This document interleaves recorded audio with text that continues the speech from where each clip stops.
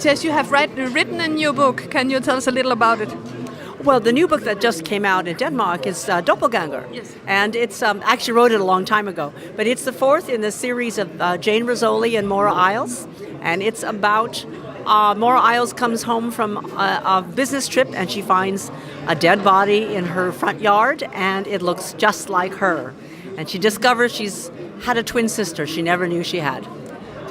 When you figure out plots, is it difficult to find out new ways? Well, no, I think the ideas are not the problem. It's because there's so many ideas that very often I have like 5 ideas ahead of time. It's sitting down and actually writing the book. And, just because I know the idea, I don't know how the book ends. So I have to write the book to find out. Yeah. You have a doctor background. Yes. How come you suddenly became a writer? Well, I was a writer when I was 7 years old. I wanted to be a writer from the time I was a child. I became a doctor to make my father happy. Oh. my dad was, he's Asian American, and he wanted to make sure I could make a living. So he told me to go into science. But even though I became a doctor and I practiced for a number of years, I always wanted to be a writer. So when I came home on maternity leave with my babies, that was my chance to start writing again. When you make up your main characters, is it hard to make them last? A lot of books? That's a challenge to have a series character. The important thing for me is to always make sure something is changing in their lives. So when you see Jane Rizzoli, she starts off as a single detective, and then you watch her fall in love. You watch her get married and have a child and struggle with motherhood. And so I think it's you always want to find out what happens to them next, and that's they're like real people. You want to know how their lives go.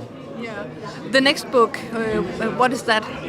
Well, the next book in Denmark is going to be Vanish, and in that book, Jane Rizzoli, who's now been pregnant for 2 books, finally has her baby. So this is the 3rd book of her pregnancy, but she has her baby under very bad circumstances. She goes to the hospital in labor, and she becomes a hostage. And so she has to give birth with a gun at her head. Oh, no. Yeah. Okay. In your books, there is a lot of violence. Is that not hard to handle in your mind? Actually, there isn't a lot of violence. The violence takes place off the page. So what you see is the two women come onto a crime scene after it's already happened. And in their minds, they're trying to reconstruct what happened in this crime scene.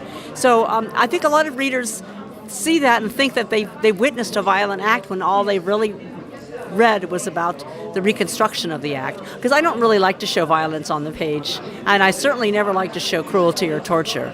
I think I'm most interested in the science and the forensics of how you solve a crime. Okay, it's nice talking to you. Thank you very much. Thank you.